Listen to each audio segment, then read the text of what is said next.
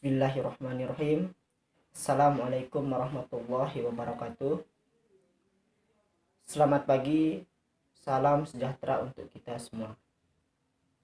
Yang dimana pertama-tama marilah kita panjatkan puja dan puji syukur kehadirat Allah Subhanahu wa Ta'ala, sehingga pada kesempatan ini Allah memberikan saya nikmat kesempatan untuk menyelesaikan tugas dari mata kuliah penelitian pengembangan semester 3. Untuk kedua kalinya, sholawat serta salam kepada junjungan alam Nabi besar Muhammad Sallallahu Alaihi Wasallam yang telah membawa kita dari alam gelap gulita menuju alam yang terang benderang seperti ini. Baik, langsung saja. Pada kesempatan ini saya akan membahas atau menguraikan secara singkat terkait materi penelitian pengembangan dari pertemuan 1 sampai pertemuan ke-7. Baik, langsung saja. Terkait masalah pengertian penelitian pengembangan, yaitu pengumpulan atau penelitian yang menghasilkan produk baru atau memperbaiki produk yang sudah lama sehingga menjadi produk yang terkesan sangat mewah atau sangat berguna untuk kedepannya. Adapun metode yang digunakan dalam penelitian pengembangan, itu sebelum kita memasuki metode berbagai jenis metode, lebih baiknya kita mengetahui apa sih pengertian dari metode penelitian pengembangan itu sendiri.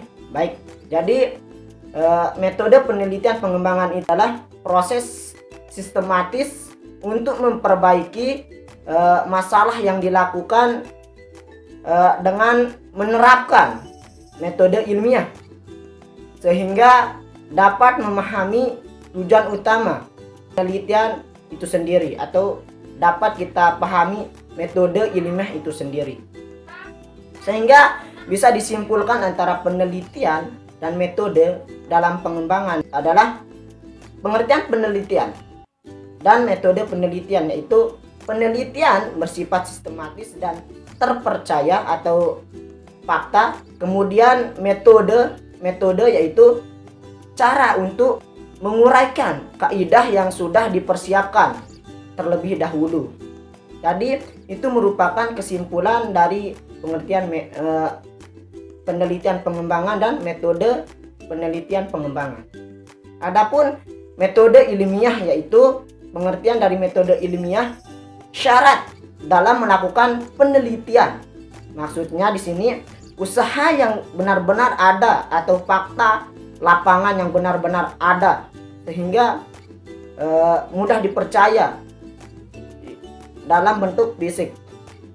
Adapun di sini ciri-ciri penelitian, yaitu bisa kita lihat ciri-ciri dari penelitian itu sendiri, yaitu penelitian harus berkisar pada masalah atau harus terfokus pada masalah yang akan diteliti gitu.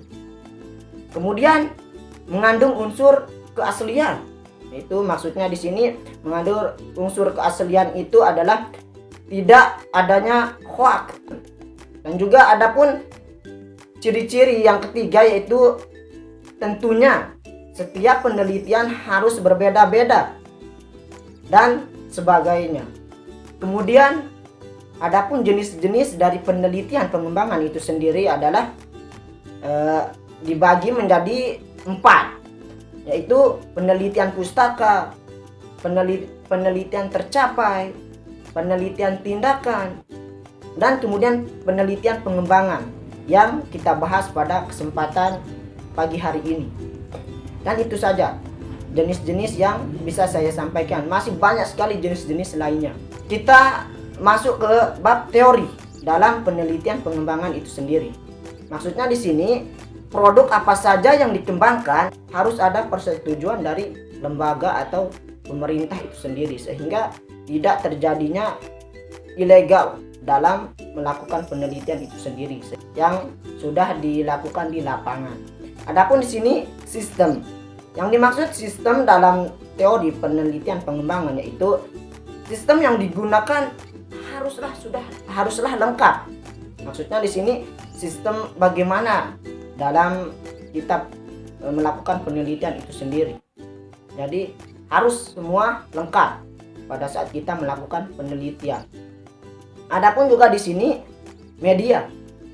Media apa yang harus kita lakukan dalam melakukan penelitian pengembangan ini sehingga hasil dari penelitian kita itu bisa diterima oleh khalayak ramai atau bisa dikonsumsi oleh orang lain.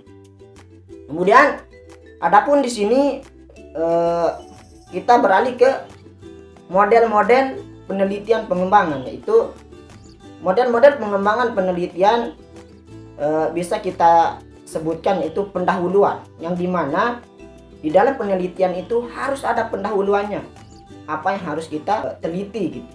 Kemudian ada yang namanya perencanaan. Sebelum kita melakukan penelitian, kita harus merencanakan hal apa yang harus kita akan teliti terkait masalah yang sudah kita miliki. Dan kemudian produk awal. Nah, produk awal ini harus kita kembangkan menjadi produk yang sangat berkualitas pada dasarnya nanti. Dan juga kemudian uji coba lapangan. Nah, uji coba lapangan ini sangatlah penting untuk kita tahu apa sih kekurangan dan apa sih kelebihan dari hasil penelitian yang sudah kita lakukan ini. Adapun revisi. Revisi ini merupakan hasil akhir dari suatu penelitian yang sudah kita lakukan. Misalnya kita meneliti terkait dengan pembelajaran. Nah, dari pembelajaran itu sendiri kita tahu masalah dan apa yang harus kita tambahkan sehingga terjadilah suatu pembelajaran yang sangat bagus melalui revisi itu sendiri dan mendiseminasikan. Nah, inilah yang terakhir dari metode penelitian pengembangan. Mungkin ini saja yang dapat saya sampaikan terkait dari materi yang sudah disampaikan oleh Bapak dosen, terutama dosen pengampu pada mata kuliah penelitian pengembangan ini, Pak Muzakir. Terima kasih atas ilmunya sehingga saya diberikan kemudahan dalam menyampaikan terutama terkait dengan penelitian pengembangan itu sendiri. Baik, akhir kalam, wabillahi taufiq wal hidayah. Wassalamualaikum warahmatullahi wabarakatuh.